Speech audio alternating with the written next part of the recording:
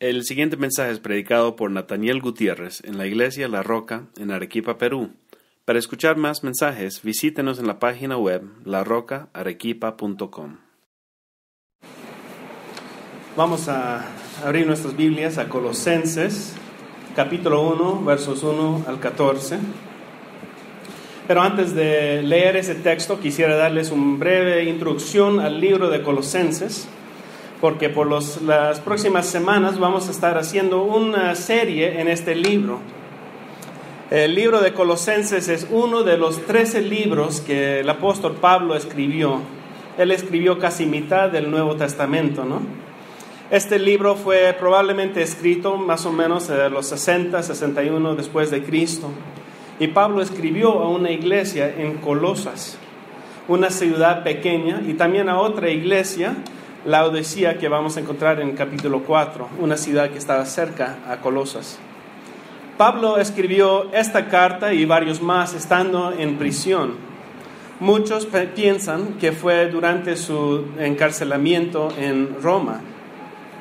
Parece que Pablo escribió no solamente esta carta, pero muchas cartas cuando estaba en prisión.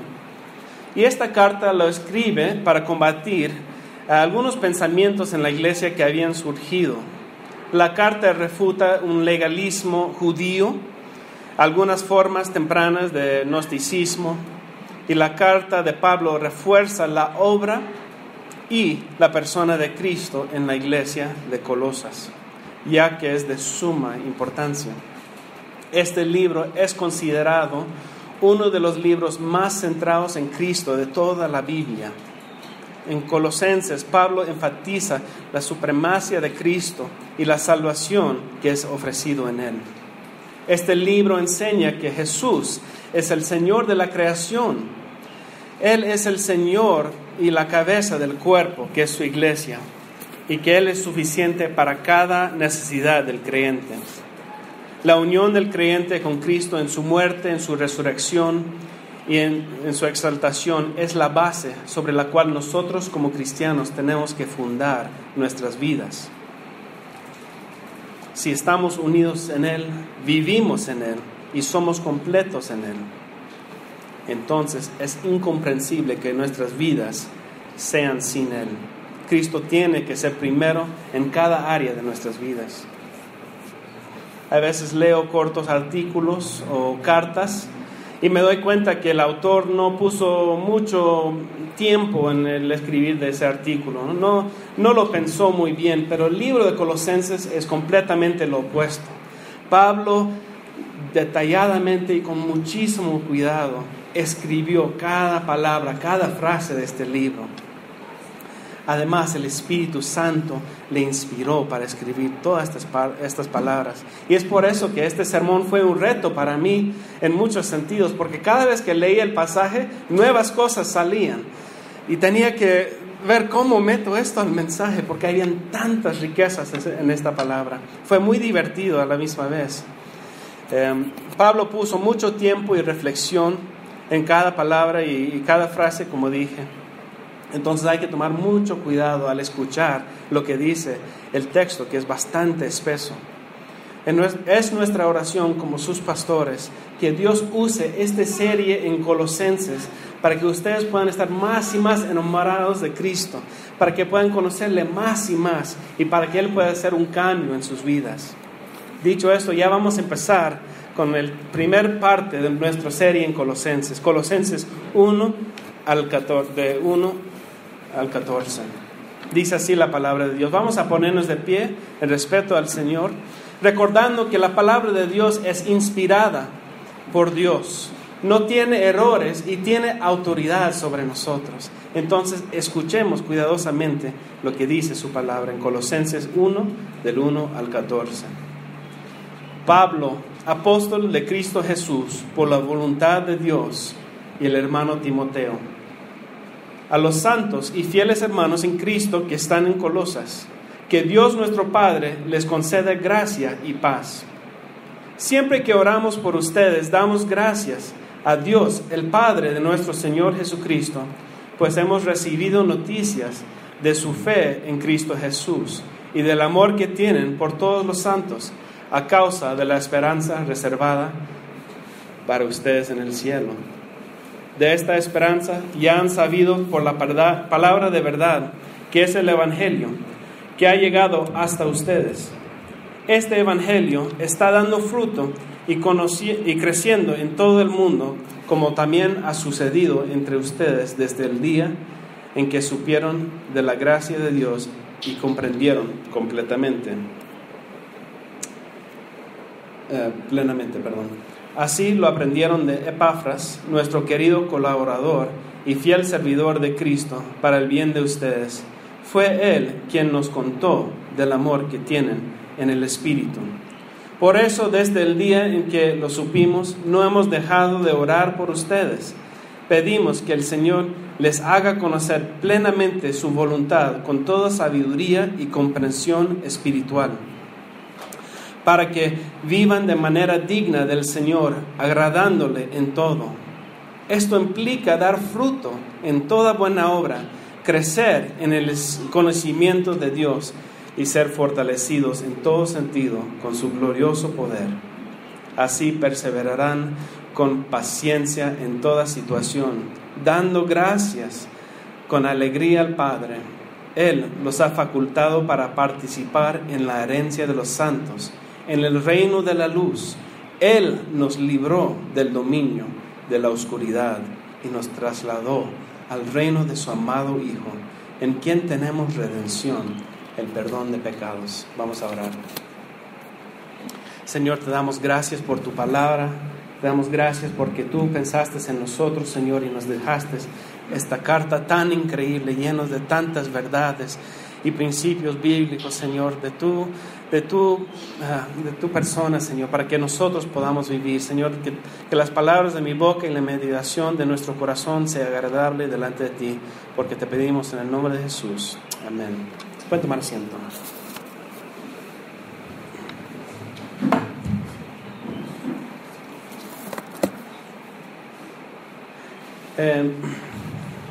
Lo que acabamos de leer es un pasaje que fue escrito por medio del apóstol Pablo bajo la idea de que todos los que iban a leer este pasaje eran creyentes, personas que ya conocían de Cristo.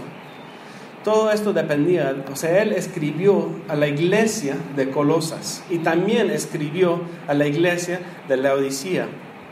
Él escribe también a todos los fieles en Cristo Jesús, como podemos ver en los versos 1 y 2. Aquí es donde empieza Pablo, porque esa base, tener a Cristo como tu base, es el fundamento por todo lo que va a decir enseguida. En el verso 9, Pablo y Timoteo están orando por la iglesia, no solamente a Colosos, pero también el Espíritu Santo por medio de Dios a nosotros. Está orando para que estas personas sean llenos de Jesús. Cuando yo era niño, mis tíos me molestaban y me decían: cuando comes sandía, ten cuidado, porque cuando las pepas, si los comes, va a crecer una sandía en tu estómago. Esa semilla va a crecer y me hicieron pensar en un árbol, que sandías iban a salir por todas partes de mi cuerpo. Qué malos, ¿no? Y fue muy fácil para mí creerlo, porque yo sabía que una semilla tiene que crecer. Y si una semilla lo trago, entonces va a estar en mi cuerpo y va a estar creciendo. Había algo de verdad en eso que yo pensé de niño y lo creía, pero en realidad no es cierto, ¿no? Pero el Evangelio, la palabra de Dios, cuando es plantada en nuestra vida, es así, crece. No puede estar quieto ahí en el estómago, no puede estar quieto en el corazón, tiene que salir por todas partes de nuestras vidas, por todas partes de nuestro cuerpo, tiene que ser parte de nosotros. Nuestras vidas son así, ¿no? Cambian radicalmente cuando nuestros corazones están íntimamente conociendo de lo que Jesús quiere, cuando sabemos lo que a Él le agrada y lo que Él ama, cuando tenemos sabiduría y entendimiento en todas las cosas espirituales, como dice Pablo aquí. Y eso es lo que Pablo está pidiendo en su oración.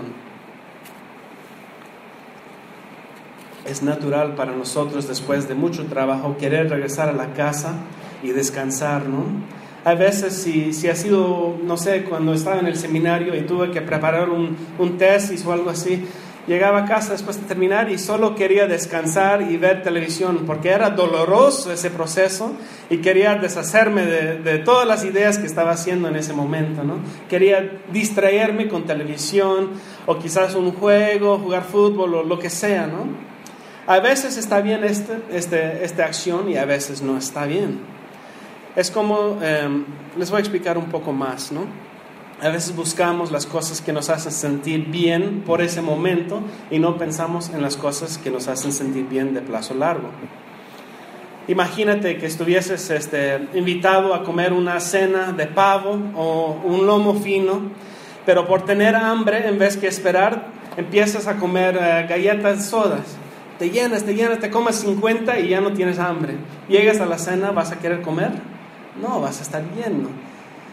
¿Te imaginas esa tragedia? Eso sería una tragedia para mí, ver un lomo fino sentado ahí. No quisiera comerlo porque estoy lleno de galletas soda. A veces cuando somos impacientes hacemos cosas que no debemos hacer, que nos satisfacen en ese momento, pero no nos satisfacen a plazo largo. Tal vez has conocido a alguien que ha sufrido de algún dolor, de alguna muerte en su familia y no quieren hablar de esa cosa. O tienen problemas quizás con una amistad o una relación, una novia, un novio, qué sé yo. Y en vez que cuando están adoloridos y tú te acercas y quieres consolarlos, ¿qué dicen? No quiero hablar de eso. Por el momento no quiero hablar. ¿Y qué hacen? Lo empujan a un lado para que no sientan el dolor, ¿no?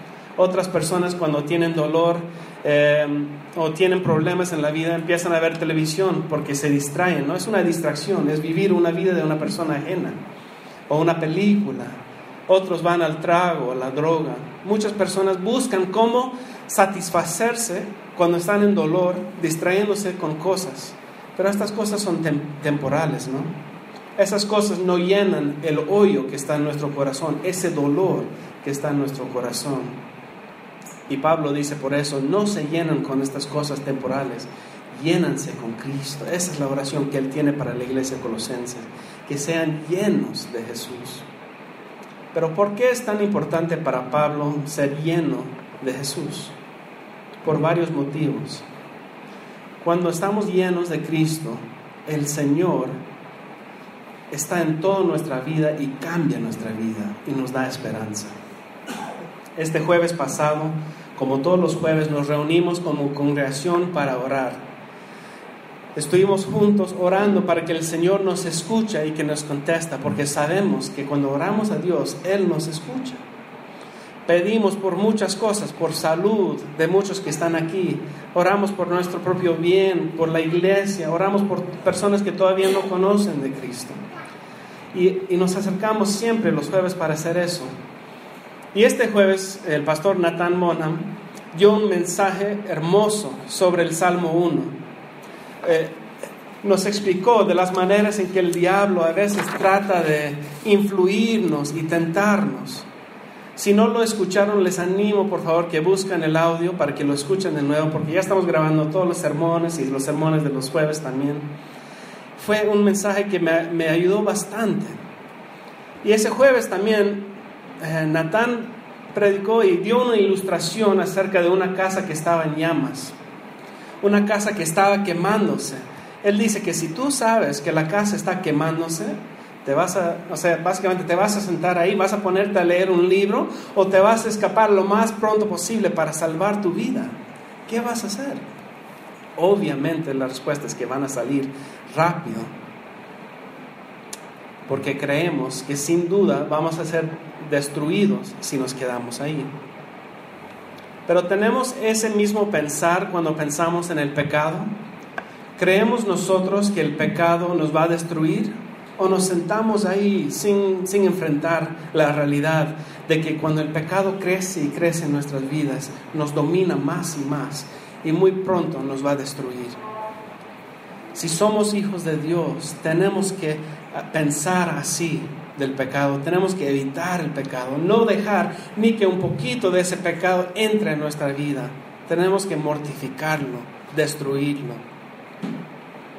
El verso 9, el apóstol Pablo y Timoteo oran para que Dios nos llene con el conocimiento de su voluntad, porque ellos saben que cuando conocemos a Cristo, somos llenos también del conocimiento de su verdad, que dará lugar a un cambio en nuestra vida, un cambio de nuestra vida lleno de pecado a una vida llena de Cristo.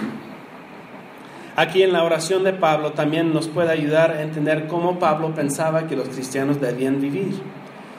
Cristianos deben vivir y actuar de una manera determinada, una manera que refleja su salvación y su conocimiento de la voluntad de Cristo. Miremos el verso 10, ¿qué dice ahí? Pablo quiere que vivan de manera digna del Señor, agradándole en todo. Esto implica dar fruto en toda buena obra, crecer en el conocimiento de Dios. Este versículo indica de que debemos cambiar de quién éramos antes. La muerte de Jesús en la cruz no fue para ofrecernos una idea, una propuesta, de repente cambiar un poco, ofrecer un mejor nivel de vida. Jesús vino a este mundo para cambiarnos completamente, para hacernos una nueva criatura, una nueva creación. El problema con muchos cristianos es que a veces pensamos que después de pedir perdón a Dios y pedir que Él entre en nuestra vida, lo dejamos ahí nada más. Pensamos que nuestra responsabilidad con Dios termina hacer esa oración de arrepentimiento. Muchos de nosotros podemos leer pasajes como Romanos 8:35 al 39, en que Pablo enseña que nada nos puede separar de Dios. Y por lo tanto creemos que nuestras responsabilidades han terminado. Si somos salvos, entonces podemos hacer lo que nos da la gana. Pero Pablo dice que está muy mal eso. Él dice en Romanos 8:35, ¿quién nos apartará del amor de Cristo? Y empieza a listar muchas cosas que nada nos puede separar. La tribulación, la angustia, persecución. Más tarde dice, estoy convencido, en el verso 38, de que ni la muerte, ni la vida, ni los ángeles, ni los demonios, ni lo presente, ni lo porvenir, ni los poderes, o sea, ni siquiera mis propias acciones, ni las acciones de otras personas, podrán apartarnos del amor de Dios, que Dios nos ha manifestado en Cristo Jesús, nuestro Señor. O sea, Pablo dice que nada nos puede separar del amor de Dios. Y eso es un alivio, eso son buenas noticias. Pero podemos malinterpretar esas buenas noticias y decidir relajarnos y no actuar como deberíamos. Si solo leeríamos ese pasaje de Pablo, de que somos salvos y nada nos puede separar de Dios, y ignoraríamos todo el resto de la Biblia, estaríamos en graves problemas. No sé si lo sabías, pero la Biblia sí nos enseña que debemos de ser responsables y hacer buenas obras. Como sabes, somos bíblicos nosotros y creemos firmemente que la Biblia enseña que no podemos ser salvos por medio de las obras. Pero yo diría que en nuestro intento de alejarnos de ese principio de no ser salvados por las obras, hemos ido al otro extremo y hemos dejado de hacer buenas obras por completo. Nos hemos olvidado que Dios nos manda todavía a hacer buenas obras. ¡Shish, Nathaniel! Dirán ustedes, ¿de qué hablas? Esto no puede ser cierto. La respuesta, ¿qué tienen las buenas obras? ¿Qué lugar tienen en nuestras vidas? La respuesta es que las obras son para santificarnos, para cambiarnos, para que seamos más y más hechos en la imagen de Cristo. Pero las obras no sirven para salvarnos. Trabajamos hacia la santificación, no trabajamos hacia la salvación. Escuchen esto, nuestras obras no son la raíz de nuestra salvación, son el fruto de nuestra salvación. ¿Escucharon eso? Nuestras obras no son la raíz de nuestra salvación, son fruto de nuestra salvación. O sea, no es lo que produce nuestra salvación, no es lo que cimienta nuestra salvación.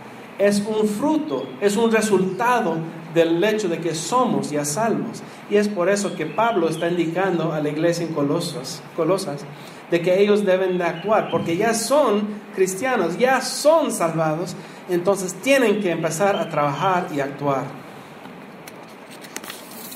En verso 10, Pablo dice que debemos andar o vivir de una manera digna del Señor. Y cuando habla de la producción de fruto en toda buena obra, ¿qué quiere decir? Pues literalmente es así de sencillo. Efesios 2:1 dice, en términos muy claros, en otro tiempo ustedes estaban muertos en sus transgresiones y pecados. Hemos tratado esto también un jueves atrás, de que una persona que está muerto no puede hacer nada. Y si la palabra de Dios dice acá que todos estaban muertos en nuestros pecados, en nuestras transgresiones, ¿qué quiere decir? Que nosotros no podemos hacer obras buenas porque estamos muertos. Una persona que está muerto no puede hacer nada. La Biblia dice que todos, hasta en nuestro propio nacer, somos pecadores. O sea, nacimos pecadores. Y por lo tanto estamos muertos en nuestros pecados. Simplemente no podemos hacer lo que es correcto porque estamos muertos en nuestras transgresiones. Los muertos no pueden hacer nada. Pero en Efesios 2:8-9 explica que Dios no nos deja ahí en nuestra muerte, en nuestra muerte de pecados. Él nos da la gracia y misericordia. Él nos da la vida y la salvación gratuitamente, sin obras. Escucha lo que dice: por gracia ustedes han sido salvados mediante la fe, y esto no procede de ustedes, sino que es regalo de Dios, no por obras, para que nadie se jacte. Aquí está muy muy claro, amigos, de que no podemos ganar nuestra salvación. Es un regalo de Dios y no es por obras, para que nadie se jacte. Si pudiéramos salvarnos a nosotros mismos, entonces ¿para qué vino Jesús? ¿Para qué murió en la cruz? ¿Para qué fue crucificado? Esto me enoja mucho, que el mundo piensa que pueden de alguna manera salvarse a sí mismo y que Jesús vino por gusto. Dios no hubiera mandado a su Hijo amado a sufrir en este mundo y sufrir en la cruz si nosotros podíamos haberlo hecho nosotros mismos. No, imposible. Está claro de que no podemos salvarnos. Tiene que ser un regalo de Dios. Pero entonces, ¿qué de las obras? ¿Qué nos dice Pablo? Nos dice que tenemos que trabajar. Y escuchen también lo que dice el verso 2:17 de Santiago. Así también la fe por sí sola, si no tiene obras, está muerta. O sea, nosotros creemos que la salvación es por fe. Pero aquí Santiago dice, es cierto, es por fe, pero tu fe tiene que tener obras. Si no, no es fe verdadera. Si tú no estás trabajando, esa no es fe. Porque alguien que cree en Cristo, alguien que ama a Dios, vive de esa manera, vive con fe y actúa, sirva a otros. No somos salvados por esas obras, somos salvados por fe en la obra de Cristo. Pero una fe verdadera actúa, trabaja, vive. Y es por eso que Santiago dice en 2:7, la fe por sí sola, si no tiene obras, está muerta. Sabemos nosotros que hay un solo camino al Padre y es por medio de Jesús, nuestro único Salvador. Dicho eso, cuando confiamos y creemos en Él y su obra por nosotros, eso no sí significa que podamos vivir como pecadores. Más bien significa que debemos de vivir como Jesús nos manda a vivir. Nuestras vidas cambian cuando somos hijos de Dios. Ya no podemos continuar en el camino del pasado. La vida del hombre viejo ya no podemos resucitarlo. Ese hombre viejo necesita ser mortificado, destruido, hecho atrás. Y no debemos mirar atrás. Cuando yo conocí a mi esposa Alicia, yo sabía que era la única para mí. Recuerdo que yo tenía una caja de recuerdos de novias o enamoradas pasadas, fotos, recuerdos, cosas así. Y un día yo lo traje a Alicia y juntos lo rompimos, lo distraímos y lo botamos a la basura. Pero fíjate cuántas personas tenían que pasar antes de que llegue Alicia y yo supe que ella era, no tenía duda. Yo ya no busco esas fotos, están en la basura. Ya no miro atrás. Alicia era y es mi única mujer. No entretengo ideas del pasado. Ya no hablo de ellos. Ya no miro hacia atrás. Y cuando tú y yo seguimos a Jesús, tenemos que ser igual. Tenemos que quemar los puentes que nos llevan a la vida pasada. Si hay algo que en tu vida te permita entrar de nuevo a tu hombre viejo, a quien eres antes de conocer a Cristo, destrúyelo, no lo vuelvas a mirar. Quema ese puente para que no puedas cruzar de nuevo hacia atrás a tu hombre viejo. Mortifícalo. No hay nada para nosotros ahí. Jesús es nuestro único amor verdadero. No hay vuelta atrás. Más bien miremos hacia adelante, dando todo a Jesús, haciendo todo, relacionándole todo a Él, conociendo y caminando en sus caminos. Aumentémonos en nuestro conocimiento de Dios. Traten de crecer en Él todos los días. Hay que deleitarnos en Él y ver cómo cuanto más vamos a conocer de Él, cuanto más vamos a producir frutos y hacer buenas obras. La pregunta quizás es: ¿cómo podemos nosotros esperar un cambio en nuestras vidas si somos débiles? Yo creo que yo soy pecador todavía, rescatado por Dios, y sé que fracaso mucho y que peco mucho. Mi esposa puede ser testigo de todas esas realidades. Entonces, ¿cómo podemos nosotros esperar un cambio en nuestras vidas? Jeremías es nuestro hijo y él tiene 5 años. Y muchas veces le pedimos que él nos ayude en las cosas de la casa. Jeremías, ¿puedes tener tu cama? Él se levanta rápido y tiene su cama. Es increíble. Luego le decimos: Jeremías, ¿puedes traerle un vaso de agua para tu hermanito menor? Y rápido se va y agarra un vaso, lo llena y lo trae a su hermanito. Está alegre de ayudarnos y apoyarnos, pero de vez en cuando le molestamos. Le digo: Jeremías, ¿puedes traer el carro aquí a la vuelta? ¿O puedes ir a la tienda a comprarme algo? ¿O puedes preparar el almuerzo para toda la familia? Y inmediatamente Jeremías se pone triste. Se nota que él cambia de carácter, cambia de vista, se desanima y se pone frustrado.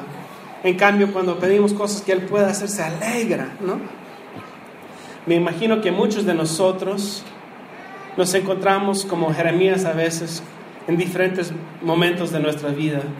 Queremos obedecer a Dios, pero reconocemos nuestras limitaciones y nuestros fracasos. Sabemos que somos pecadores.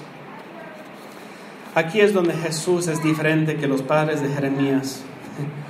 Él no nos pide hacer algo que no podemos hacer en la fuerza de Cristo. En el verso 11, Pablo ora para que Dios en todo poder nos fortalezca en todo sentido con su glorioso poder. Pablo reconoce que nosotros necesitamos ayuda. Reconoce que necesitamos la fuerza de Cristo. En ese verso es increíble porque habla mucho de poder. Ora para que Dios en todo poder fortalece con glorioso poder a nuestras vidas, para que podamos actuar y vivir como deberíamos. Nuestro Dios no nos abandona. Él no nos da responsabilidades imposibles y luego nos deja solos. No, Él nos da su propio poder para fortalecernos según el poder de su gloria. O sea, no nos deja sino más. Él nos da su propio poder. ¿No es hermoso? ¿No es hermoso que tenemos dentro de nosotros el poder de Dios, de su glorioso poder? ¿No es hermoso que Él no nos deja como títeres ahí manejándonos, pero Él nos da más bien, nos usa a nosotros para hacer sus propósitos? Dios no nos necesita, pero Él nos utiliza y Él nos da su poder para hacer su obra. Dios nos ama tanto que nos dio nuestra propia personalidad. En lugar de hacer las cosas por nosotros, nos permite hacerlo y nos llena de su propio poder para llevarlos a cabo. Y no solo eso, Dios también nos da iniciativas, nos da esperanza. Tenemos esperanza guardado para nosotros en el cielo. Miren el verso 4. Pablo sabía que los colosenses estaban amando a los demás. ¿Por qué? Por su fe y su esperanza, dice el verso 4. Los colosenses sabían que después de esta vida recibiríamos esa esperanza que es guardado por medio de Jesús para nosotros en el cielo. No es algo que Dios recién está construyendo para nosotros en el cielo, ya existe, es algo presente. Ahí ya están muchos de los santos que han ido delante de nosotros. Verso 12 dice, una herencia celestial con todos los demás creyentes que nos han precedido. El día que nos da la bienvenida a nuestro Señor Jesús a casa, a nuestro hogar celestial, no puedo ni siquiera imaginar la alegría que sentiríamos, que vamos a sentir cuando nos encontramos con nuestro Salvador cara a cara. Y cuando unidos con todos los creyentes pasados que fueron salvados por medio de Jesús, el rey David, Abraham, Moisés, Josué y Caleb, cuántos de nuestros amigos viejos, nuestros familiares que ya pasaron a la gloria, qué alegría vamos a sentir. Pero les pregunto algo, ¿por qué sentimos esa esperanza? ¿Lo sentimos por nuestras propias obras? No, lo sentimos porque Cristo pagó por nuestra deuda. Él nos dio ese regalo. Si había un hombre que tenía una deuda grande y había otro hombre que tenía una deuda pequeña y las dos fueron perdonadas, ¿quién de los dos crees que estaría más agradecidos? El que tenía la deuda más grande, ¿no? Es igual con nosotros. Si nosotros reconocemos nuestra deuda contra Dios, de dónde nos sacó Dios, estaríamos tan agradecidos. Y es por eso que Pablo nos recuerda de dónde hemos venido, de dónde nos rescató Dios. Siempre debemos recordar que cada uno de nosotros hemos nacido en el pecado. Hemos nacido en este mundo sin esperanza. Esto significa que no hay bebés inocentes, a lo contrario de lo que nos dice todo el mundo, ¿no? Todos nacimos en pecado. Esto significa que tus hijos, tus sobrinos, tus sobrinas necesitan conocer de Cristo. Eso quiere decir que como adultos que conocemos el Evangelio, tenemos que compartir ese Evangelio con los que no conocen de Él. No podemos dejar que los niños solos aprendan. Tenemos que enseñarles. Toda la humanidad necesita salvación, como explica el verso 13.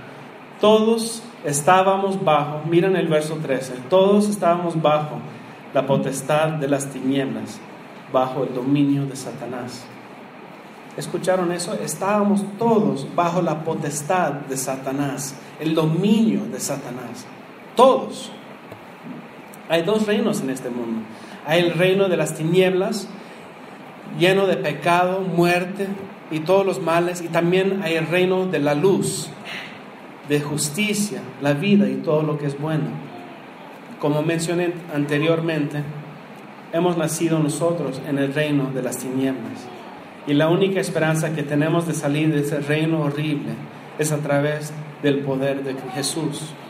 Solo Jesús puede librarnos y sacarnos de ese reino de pecado. Solo Jesús nos puede sacar del reino de las tinieblas. Solo Jesús nos puede librar del alcance del diablo. La esperanza que tenemos es la liberación que tenemos del reino de las tinieblas. Nosotros, los que confiamos en Jesús, hemos sido librados del poder del enemigo y hemos sido, como dice en el verso 13, transferido al reino de Jesús. En Él tenemos la vida, en Jesús, el perdón de nuestros pecados y su justicia perfecta que nos ha dado en Cristo. Para concluir, Pablo está tan agradecido a Dios, está tan feliz en esta carta, porque él sabe que los cristianos, los que están en la iglesia de Colosenses, ya conocen de Cristo, ya son salvados, pero no lo deja ahí, no dice que es suficiente. Él dice que deben llenarse del amor de Dios, deben llenarse de conocimiento de lo que es su voluntad. Nosotros los que confiamos en Jesús tenemos también una esperanza en ese hogar celestial eterna y en el reino de la luz. Y es por eso que nosotros también podemos actuar en una forma correcta, haciendo buenas obras, porque somos salvos. Pablo da gracias a Dios el Padre por la fe de los que está escribiendo, porque sabe que las personas que aman a Jesús serán llenas de Él y van a buscar crecer y cambiar en Jesús. Van a producir frutos de obediencia, sabiendo que Dios nos dará todo el poder que necesitamos para hacerlas. Y Él sabe también que los que confían y los que siguen en Jesús cuentan con un lugar, un hogar celestial en el reino de la luz de la vida. Busquemos entonces esa misma petición que hizo Pablo, llenar nuestras vidas de Dios, llenarnos del conocimiento de su voluntad para que podamos vivir de acuerdo a esa esperanza que tenemos. Amén. Vamos a orar. Padre, te damos gracias porque tú cuidas de nosotros. Señor, tú nos has salvado, no por nuestras propias obras, Señor, pero por medio de nuestro Señor Jesucristo, que vino a este mundo a vivir la vida que no podíamos vivir y pagar el precio que debíamos haber pagado. Gracias, Señor, porque tú nos salvaste del reino de las tinieblas y nos transferiste, nos trasladaste, Señor, al reino de la luz, de gloria, Señor, donde tenemos esperanza. Gracias a nuestro Salvador Jesucristo. Señor, rogamos y te agradecemos por todas estas cosas, en el nombre de nuestro Señor Jesús. Amén. Este mensaje fue predicado por Nathaniel Gutiérrez en la iglesia La Roca, en Arequipa, Perú. Para escuchar más mensajes, visítenos en la página web larocaarequipa.com.